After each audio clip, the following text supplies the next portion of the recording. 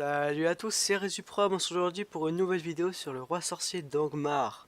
N'oubliez pas de vous abonner ou de mettre un like ou un commentaire, ça fait toujours plaisir. On commence tout de suite.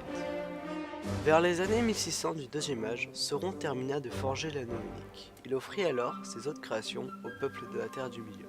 Parmi ces peuples, il y avait les hommes, à qui l'on donna 9 anneaux. Lorsqu'ils les mirent, leur esprit fut corrompu par la puissance de Sauron. Ainsi se formèrent les Nazgûl. Le roi sorcier faisait partie de ces hommes. Il vivait quelque part en Terre du Milieu, sûrement à Numénor. Au second âge, avide de pouvoir, il accepta de bonne grâce l'anneau que lui offrit Sauron. Grâce à lui, il gagna puissance, gloire et richesse. Mais en contrepartie, il finit par devenir le serviteur de Sauron. Il est dit des Nazgûl que la nuit marchait avec eux et la mort criait par leur bouche. Ils réapparurent vers 1300 du troisième âge. Le roi sorcier se rendit au nord, en Angmar, où il s'établit afin de mettre en péril les royaumes des Dunedain du Nord. Profitant de la bataille interne des trois royaumes de l'Arnor, le roi sorcier envahit leurs terres en 1409 et tua le roi Averlek Ier. Il détruisit aussi la tour d'Amon-Sul. La guerre se termina en 1974 du troisième âge, lorsque le roi sorcier envahit l'Athédin, dernier royaume survivant, et prit Fornost, puis ses armées furent vaincues l'année suivante par une coalition des elfes du Lindon et d'Eärnur, prince et général du Gondor. C'est à ce moment que Glorfindel énonça sa célèbre prophétie, disant que le roi sorcier ne périrait pas de main d'un homme. Traqué jusqu'au land d'Éten, le roi sorcier revint donc en Mordoren, en 1980.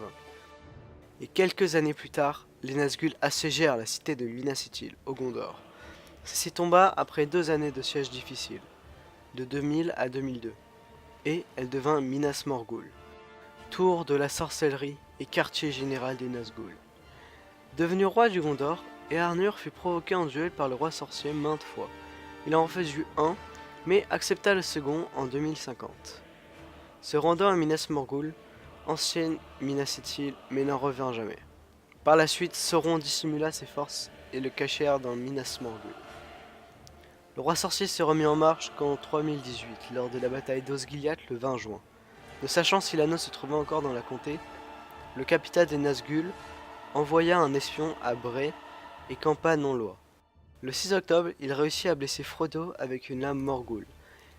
Chassé par la crue de Bruyenne, il réapparut en Mordor et termina la préparation de l'armée de Sauron.